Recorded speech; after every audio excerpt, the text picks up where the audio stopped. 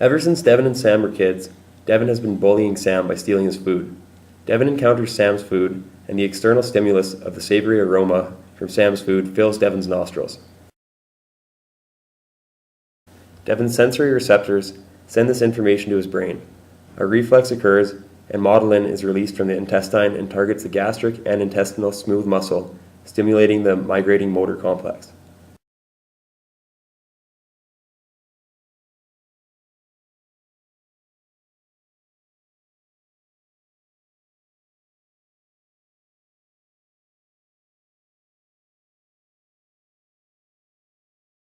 The migrating motor complex consists of waves of activity that sweep through Devin's small intestine.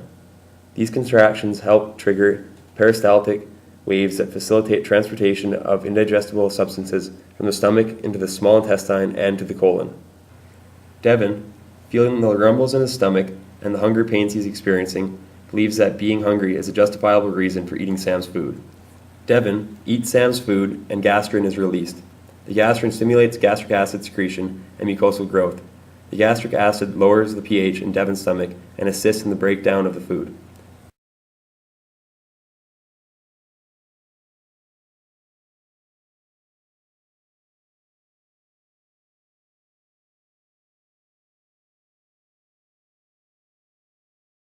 Once the food passes from Devin's stomach into his duodenum, cholecystokinin and secretin are released. The cholecystokinin targets Devin's gallbladder, pancreas, and stomach.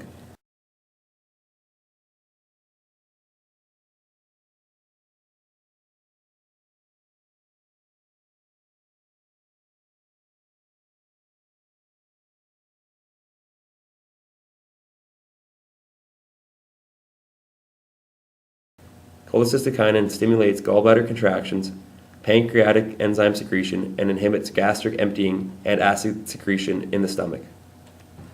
Secretin targets Devin's pancreas and stomach, stimulating bicarbonate secretion from his pancreas and inhibits gastric emptying as well as acid secretion in his stomach. The food then enters the small intestine and both gastric inhibitory peptide and glucagon-like peptide 1 are released. These hormones target Devin's pancreas, which stimulates the release of insulin. In addition, gastric inhibitory peptide inhibits the release of glucagon, and they both inhibit gastric emptying. Both cholecystokinin and glucagon-like peptide 1 promote satiety, and Devin feels satisfied and is very content.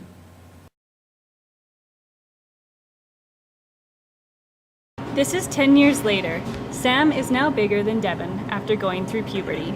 Sam, now feeling he can take on Devin, decides to make him pay for all those stolen lunches. Devin, that was my food! Yeah, and it was delicious.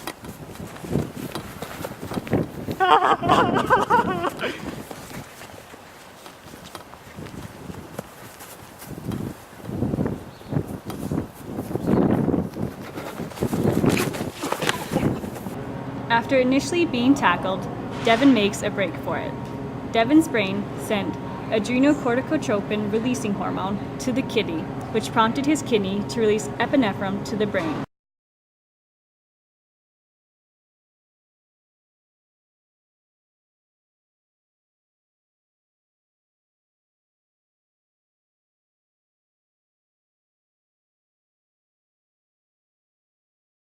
This is when the fight or flight response occurred.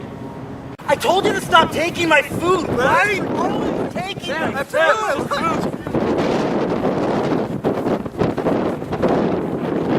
After choosing flight, the kidney releases epinephrine to the heart. This increases Devin's heart rate, blood pressure, and stroke volume.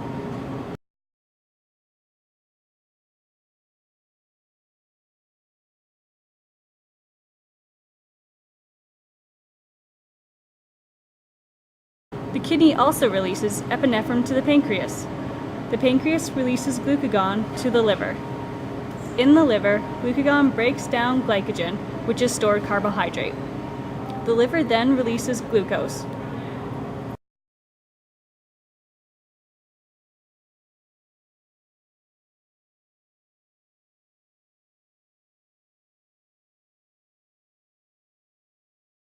The adrenal gland in the kidney releases epinephrine, which interacts with hormone-sensitive lipase.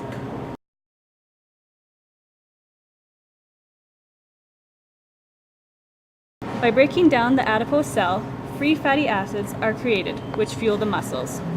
The muscles convert stored glycogen to glucose.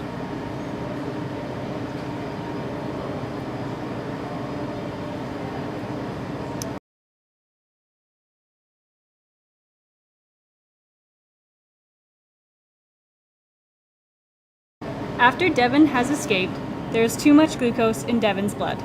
The pancreas produces insulin. Receptors in the brain are informed that there is no longer an excess in glucose. The brain sends a signal to the pancreas to stop producing insulin. In the liver, insulin causes the glucose to be absorbed.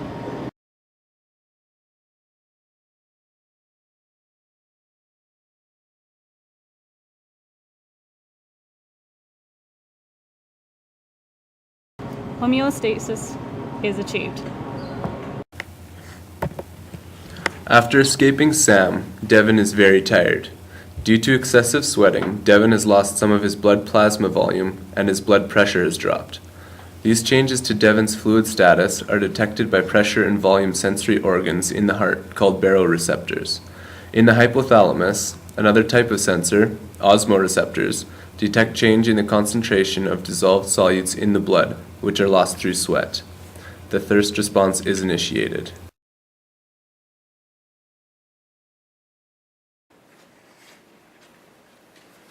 Hey, what's up, guys? What's up?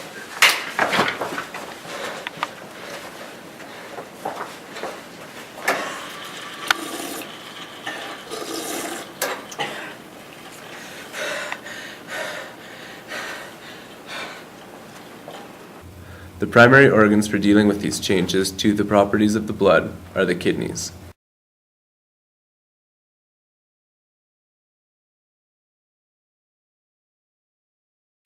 In response to these changes, the hypothalamus secretes arginine vasopressin, or AVP. AVP is picked up by the kidney and causes changes in the functional units of the kidney. These units are called nephrons. The nephron is a long series of tubing which closely interact with a blood vessel.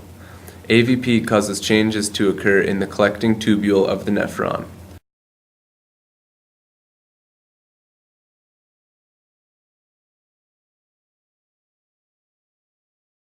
Aquaporine channels are inserted into the collecting duct's membrane, allowing more water to be reabsorbed by the kidney, instead of being excreted in the urine. A third type of receptor responds to stretching of the heart due to increased blood pressure and interacts with osmoreceptors in the hypothalamus. The central nervous system responds to changes in sodium and potassium concentrations and blood pressure changes by the activation of the renin-angiotensin system. Renin activates angiotensin 1, which activates angiotensin 2, which causes the adrenal gland to release aldosterone.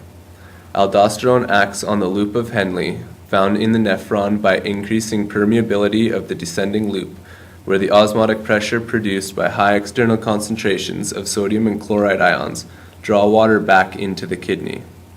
Aldosterone further acts on the ascending loop, increasing permeability to the sodium and chloride that remain in the fluid passing through the nephron, which allows sodium and chloride to be reabsorbed by the kidney.